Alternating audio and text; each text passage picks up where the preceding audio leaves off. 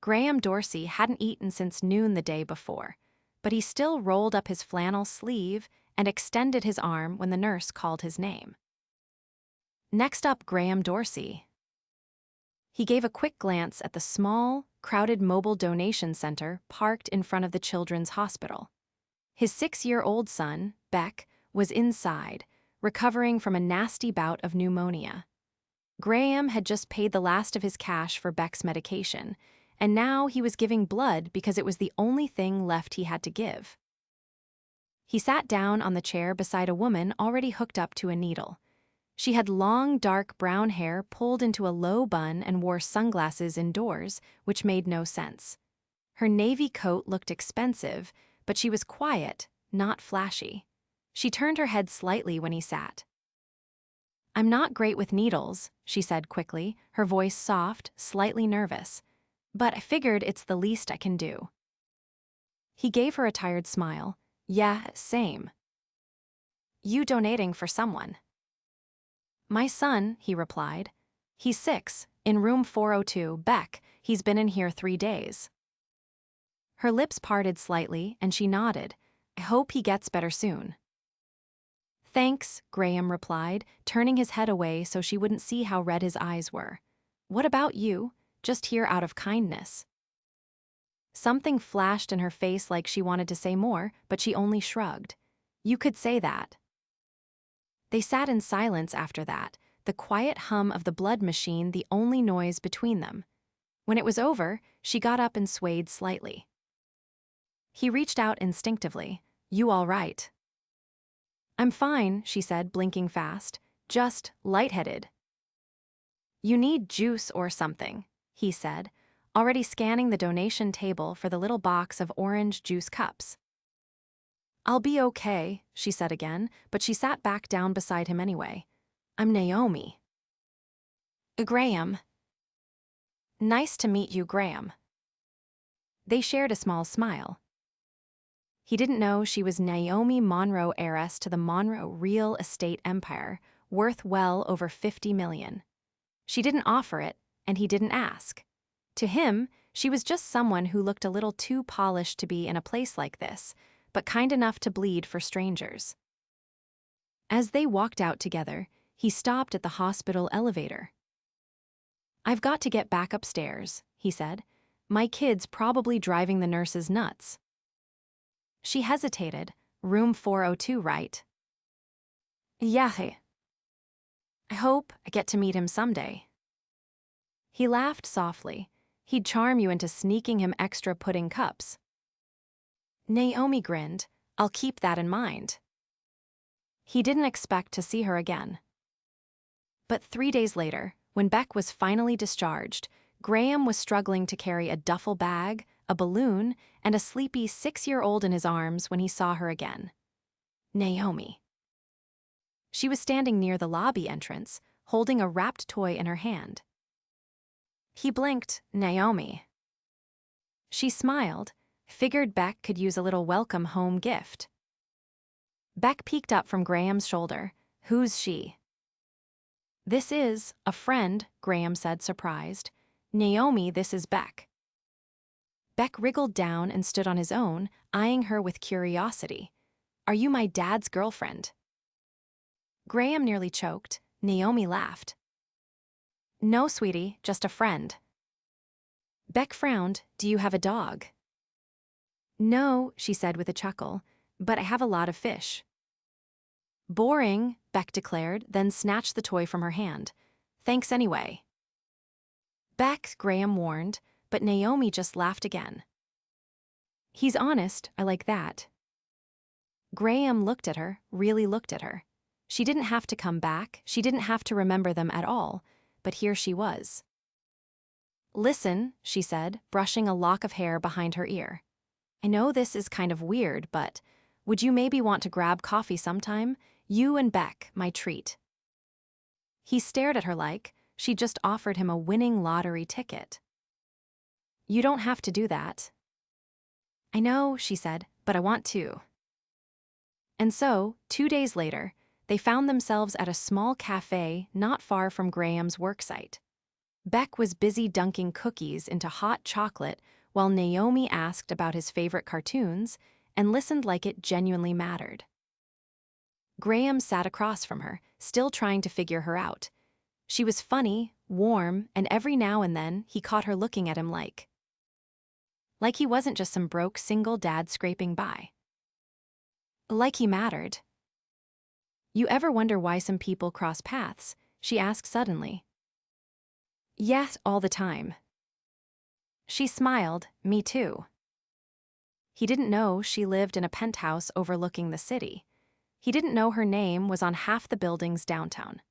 To him, she was just Naomi, the woman who gave blood beside him, brought his son a toy, and was now sitting here, sipping coffee like she didn't have anything better to do. But as the weeks passed, Naomi kept showing up. Sometimes with coffee, sometimes with books for Beck, and sometimes just to sit with Graham on the park bench outside his apartment while Beck chased pigeons. You don't have to keep doing this, Graham said once, watching her tie Beck's shoelace. I know, she said, but I want to. One night, after Beck had fallen asleep on the couch watching cartoons, Graham walked Naomi to the door. Why are you really here? He asked quietly. She looked up at him, because I like you. He swallowed hard. You know I don't have anything to offer you, right? Naomi stepped closer. You offered your blood for your son, you work 2 jobs to keep the lights on, you make him laugh even when you're dead tired. You have everything that matters. His breath caught. I don't care about money, Graham, she said. That was the first time he kissed her. And he had no idea that the woman in his arms was a millionaire. But she knew. And she had already fallen for him. The first time Naomi saw Graham at his job site, he had a wrench in one hand and grease smeared across his cheek. She didn't mean to show up unannounced. She'd called the mechanic shop earlier that afternoon, hoping to catch him on a break. But when the receptionist said he was out back working on a radiator, Naomi had thanked her and driven over anyway. He didn't see her at first. She stayed just beyond the fence, watching as he leaned over the hood of an old truck, sleeves pushed up, jaw set in concentration. There was something grounding about the way he moved, precise, focused, entirely unaware of anything outside the engine in front of him. When he finally looked up and saw her, his brow furrowed for half a second before softening. You stalking me now? He called out, wiping his hands on a rag as he walked toward the gate. Naomi lifted the brown paper bag in her arms. Brought sandwiches. Now I'm suspicious. You missed lunch again, didn't you? He opened the gate, gesturing her in with a grin. How'd you know? I called. Your coworker said you hadn't come inside since 8. He gave a low whistle. You really did stalk me. Naomi handed him the bag. Roast beef, extra mustard. Beck said it's your favorite. He pulled one out and took a bite, eyes closing for a moment like he hadn't tasted food in hours. You bribed my kid. He offered the information freely, in exchange for gummy worms. Of course he did. Naomi leaned against the side of the truck while he ate. You always work this much. Only when rent's due, and groceries, and field trip slips, and everything else life throws at you. She glanced at the torn knuckle on his left hand. Does it ever let up? He shrugged. You get good at juggling. She didn't say anything for a while, just watched him finish the sandwich, licking mustard from his thumb. I've been wanting to ask you something, she said finally. Graham raised an eyebrow. That sounds dangerous. Have you ever thought about doing something else? He tossed the empty bag in a nearby bin. Like what? I don't know. Something that doesn't chew up your hands or steal your time. Mechanic work's honest, pays the bills, most of them anyway. I'm not judging, Naomi said quickly. I see how hard you work, and I wonder if you ever wanted something more. Graham looked at her, really looked at her. You mean like a corner office and a view of the skyline? She smiled. Maybe. He shook his head. I don't think I belong in that world. You don't know that. He wiped his hands again and leaned beside her. What about you? What do you do when you're not bribing 6-year-olds and feeding overworked mechanics? Her smile faltered just for a second. I manage properties. Like apartments. More like buildings. Graham squinted at her. Big buildings. She nodded once. How big are we talking? Naomi hesitated, then looked away. Let's just say, you've probably seen my last name on a few of them. His brows drew together. Wait, Monroe. She didn't answer, she didn't have to. He stepped back slightly, blinking like he couldn't quite process it. As in Monroe Towers, Monroe Plaza, that Monroe. I didn't want it to change anything, she said quickly. I just wanted to know you without all that getting in the way. Graham laughed, but there was no humor in it. You're a millionaire. She nodded, yes. He let out a slow breath, rubbing the back of his neck. And I'm a guy who just fixed a leaking radiator for $60 and a cup of gas station coffee. Graham. Why didn't you tell me sooner? I was going to, she said, voice low. I liked being around you without the weight of it. You treat me like a person, not a headline. He looked down at his hands, still stained with oil. I don't even own a tie. I don't care. Well, maybe you should. Naomi stepped closer. What if I said, I don't want the penthouse dinners and charity galas? What if I said I'd rather sit on your couch and watch cartoons with Beck? He met her eyes, searching for any sign that this was a game, but all he saw was sincerity. You're not like anyone I've ever met, he said quietly. She gave a small smile. Neither are you. He turned away, gripping the edge of the truck. This is crazy. I know. I don't fit into your world. Then maybe it's time someone like you redefines it. His jaw clenched. I don't want Beck to feel like he's not enough, like we're not enough. Naomi's voice softened. You're more than enough. He didn't respond right away. The shop door swung open behind them, and a voice shouted, Graham, the Ford's ready to go. I'll be right there, he called back, then glanced at Naomi. I need time. She nodded. Take all the time you need. He watched her walk away, her heels clicking against the pavement. And even then, as she stepped into a sleek black car waiting across the street, he still couldn't quite believe it. Naomi Monroe. Of all the people to sit beside him in that donation van. He looked down at his stained palms and thought about her words. Maybe it really was time someone like him redefined the rules.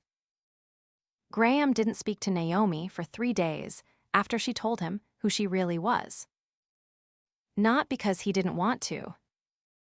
Because every time he thought about her standing in his garage in that coat, worth more than his entire rent for the year. About the fact that she had walked into his world like she didn't know she didn't belong, his chest tightened with something he didn't know how to name. He didn't know what to do with the idea that the woman he'd kissed in his kitchen was the same woman whose family name sat in raised lettering on half the buildings he passed on the way to work. Beck noticed his silence. Are you mad at Naomi? He asked one morning, watching his father pour cereal into a cracked bowl. Graham didn't look up. No. Then why hasn't she been by? She's busy. Beck frowned. She always made time before. Graham set the milk down harder than he meant to. Eat your breakfast. That afternoon, Graham picked Beck up from school and found an envelope tucked under the windshield wiper of his truck. There was no name on the front, but he knew the handwriting. Inside was a single ticket to an art exhibit at the City Gallery. 1 night only. The back of the card simply said, Room 4. He almost tossed it. But something about the quiet way she'd written it, just a room number, no pressure, no fanfare, made him pause. He didn't tell Beck where he was going that evening. Just arranged for his next-door neighbor, Mrs. Henley, to watch him for a few hours. He hadn't worn a blazer in years, but he dug one out from the back of his closet and brushed the dust from the shoulders. The gallery loomed ahead like something out of another life. Inside, the lighting was soft, the walls gleamed white, and the crowd murmured in restrained tones as they examined the pieces on display. Room 4 sat at the end of a quiet hall. When he stepped inside, Naomi was standing alone in front of a large canvas, an abstract piece in deep blues and metallic golds. She turned when she heard him, and her relief was immediate, but she didn't move toward him. "I wasn't sure you'd come," she said quietly. "I wasn't sure either." She gestured to the painting. "This gallery featured young artists tonight. That one's by a man who was homeless for 6 years before someone found his work in a storage unit. He sold this for $35,000. Graham crossed his arms. "Why did you bring me here?" "Because I wanted you to see something beautiful that came from nothing." He looked at the painting again, then at her. "I didn't lie to you," Naomi continued. "I just didn't lead with all the parts that scare people away." "You think I'm scared." She held his gaze. "I think you're proud, and you've had to be. I think you're used to being the one people lean on, not the other way around." He didn't respond. "I fell for you before I knew what to do with that," she said, "and I'm still not sure I do. But I know I don't want to pretend I didn't." The words sat between them, raw and unpolished. Graham exhaled slowly. "Do you know what it's like to carry everything on your back, to measure every cent, to worry if the water heater goes out that you'll have to choose between heat and groceries?" "Yes," she said, "not because I've lived it, but because I've walked through shelters with my foundation. I've sat with single mothers and veterans and kids who have aged out of foster care. I see it. I don't pretend, understand all of it, but I know enough to know you deserve more than being stuck in survival mode forever." He was quiet for a long time. Then, "I don't want your money." "I'm not offering my money," she said. "I'm offering me." His laugh was low, almost bitter. "You know how many times I've been told I'm not enough." "I never said that." "You didn't have to." Naomi stepped closer. "If I wanted someone who knew which fork to use at a gala, I wouldn't be standing here waiting for you." He met her eyes. "I want someone who shows up," she said. "Someone who doesn't run when it gets complicated. Someone who fought for his son with everything he had, and who made me feel," her voice caught, "like I was more than my last name." Graham's jaw tightened. "You don't know what it's like to constantly feel like the underdog, to know that you'll always be the one trying to catch up." "You think I haven't felt that?" she asked softly. "In my world, I'm the girl who inherited everything, the one nobody thinks earned her place. Do you know how many times I've walked into a boardroom and watched men twice my age talk over me? Assume I'm only there because of my father." He blinked. "I know what it's like to be dismissed," she said, "to feel like no one sees the work behind the name." The silence between them stretched, filled only by the soft hum of the gallery's lights. "I just wanted to be seen by you," she added, "for who I am, not for the buildings with my name on them." Graham looked down at his worn shoes, then back at her. "What happens when Beck asks why you live in a place with a doorman, and we live in one where the heater cuts out every other week?" "Then we tell him the truth," she said. "That sometimes people come from different places, but that doesn't mean they don't belong in the same story." He studied her, the gold in the painting behind her catching in her hair like firelight. "I don't want to be a project," he said. "You're not. And I'm not interested in being someone you save." Naomi stepped even closer, her voice barely above a whisper. I don't want to save you, I want to love you. He didn't move, didn't breathe. Until he did. He reached for her slowly, one hand brushing against her cheek like he wasn't sure she was real. Then he kissed her. And this time, she didn't feel like a stranger in his world. She felt like home. The elevator doors opened to the soft chime of a string quartet playing somewhere in the distance. Graham stepped out slowly, Beck's small hand clutching his own, their footsteps muted by the marble beneath them. It was the first time either of them had ever set foot inside Monroe Hall, the grand event space perched on the top floor of the newest tower downtown. He adjusted the collar of his shirt borrowed from Mrs. Henley's grandson and looked down at Beck, who was tugging self-consciously at the sleeves of his blazer. Naomi had sent the outfit a week ago, and after an hour-long debate about whether or not he'd wear the matching bow tie, Beck had finally agreed so long as he got to keep the pair of light-up sneakers underneath. Graham hadn't wanted to come. But Naomi hadn't begged or insisted. She'd simply said, "There's someone I want you and Beck to meet, not investors, not press, just people who matter to me." The room opened into a vaulted space lined with glass, the skyline glittering beyond. Tables draped in linen circled a polished dance floor, and in the center of it all stood Naomi, her hair swept back, her smile easy and full as she greeted a silver-haired couple beside the piano. Beck tugged again. "Are we allowed to be here?" Graham bent down. "We're invited guests, buddy." "I think we're the only ones with jelly on our ties." "You're not wrong." Naomi turned then, as if she'd felt them arrive from across the crowd. Her face lit up not with surprise, but with something warmer, deeper. She crossed the room without hesitation and dropped to her knees in front of Beck first. "You look very dashing," she said. Beck wiggled his shoulders proudly. "I have light-up shoes, too."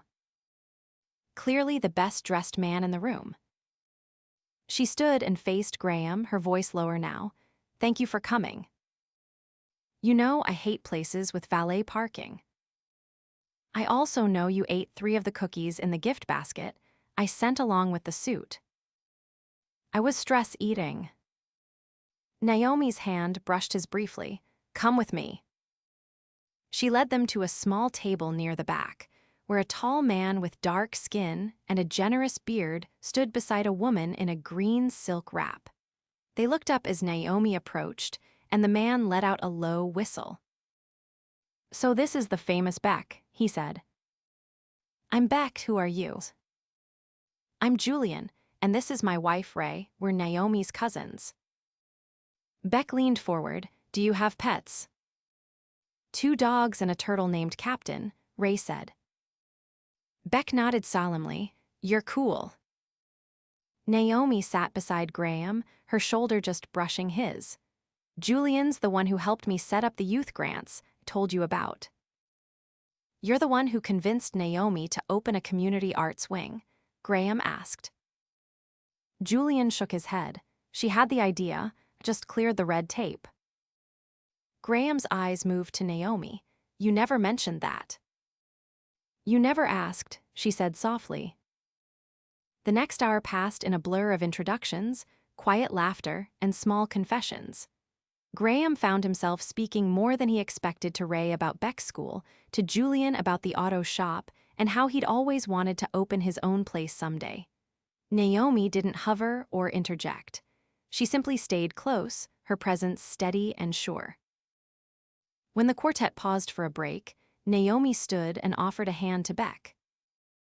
"Come on, I want to show you something."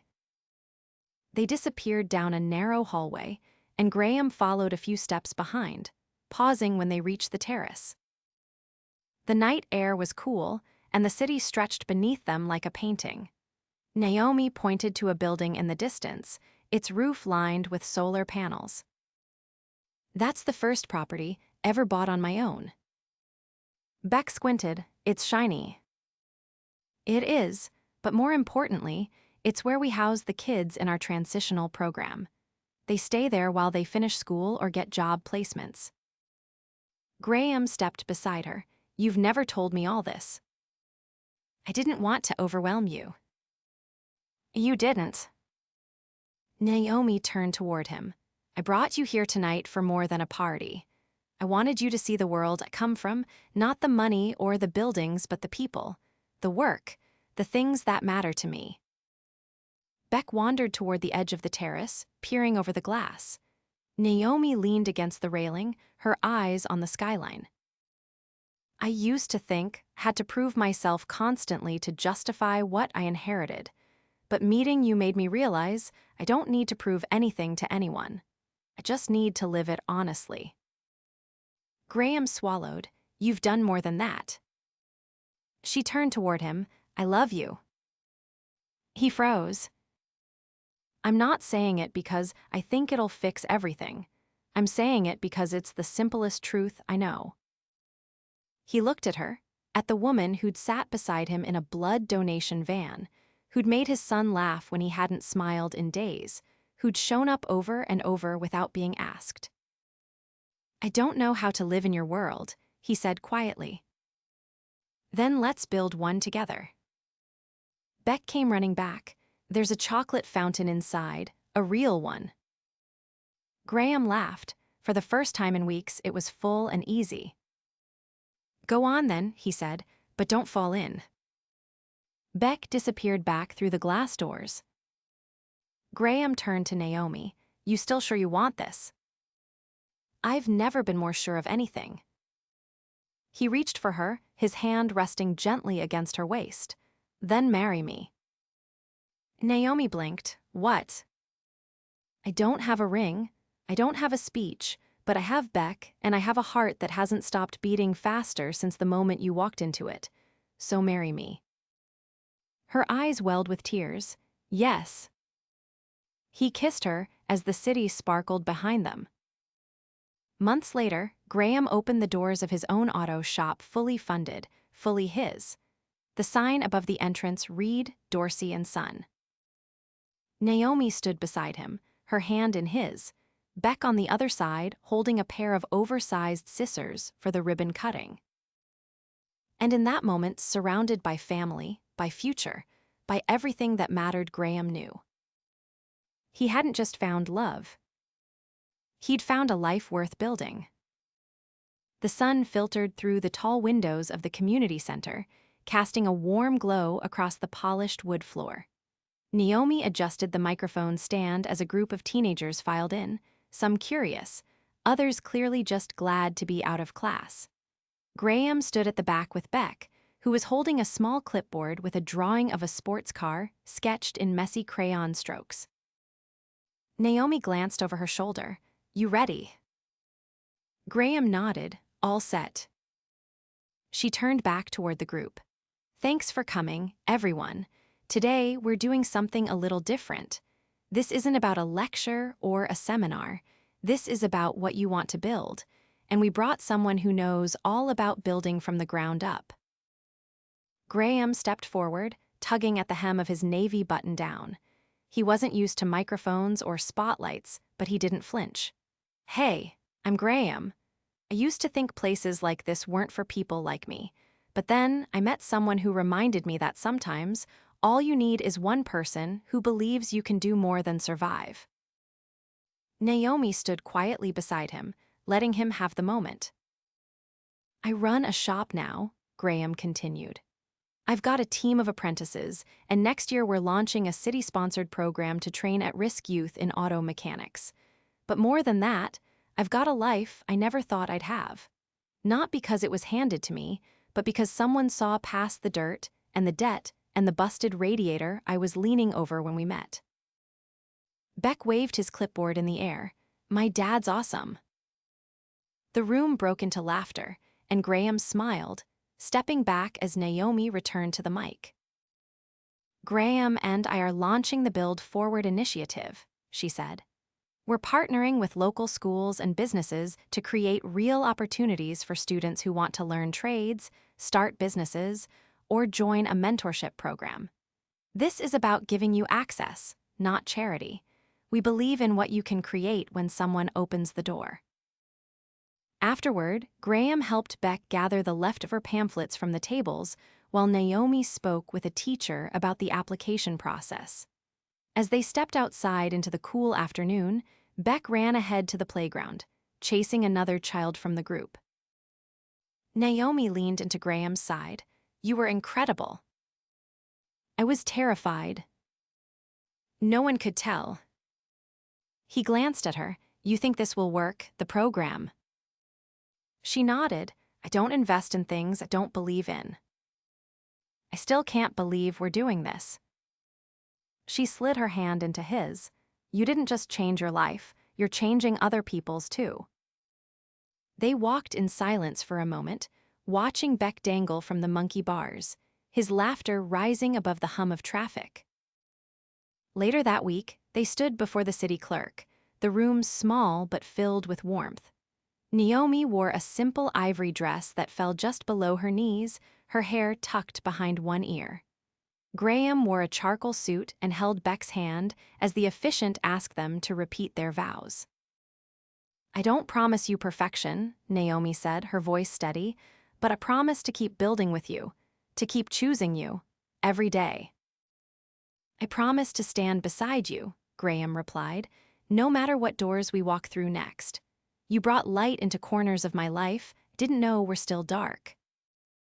Beck clapped loudly when they kissed, yelling, "Finally!" They celebrated that evening on the rooftop of their new home, a 2-story brownstone Naomi had purchased quietly and renovated with Graham's input every step of the way. It wasn't the penthouse. It wasn't the cramped apartment either. It was something entirely theirs. Dinner was grilled chicken, roasted vegetables, and Beck's favorite mac and cheese with hot dogs cut into star shapes. The table was set with mismatched plates, candles flickering in jars Naomi had saved from the shop's opening. Julian and Ray came by with a lemon cake and a bottle of champagne, while Mrs. Henley brought Beck a handmade quilt with car patches sewn in. Naomi stood at the edge of the rooftop as the sky turned lavender, her eyes on the horizon. Graham came up behind her, wrapping his arms around her waist. "You okay?" he asked. She leaned into him. "I've never been better." "You sure you're not bored yet? Here mechanics make terrible dinner party conversation." "Only when they talk about spark plugs for 20 minutes. He laughed, tightening his hold. "You changed my life." "No," she said, "you made yours better, just showed up." He turned her gently, brushing his lips over hers. "You're my miracle." Beck appeared then, holding a small cardboard box. "I made you something." They opened it together. Inside was a keychain made from twisted wire and beads, spelling out FAM.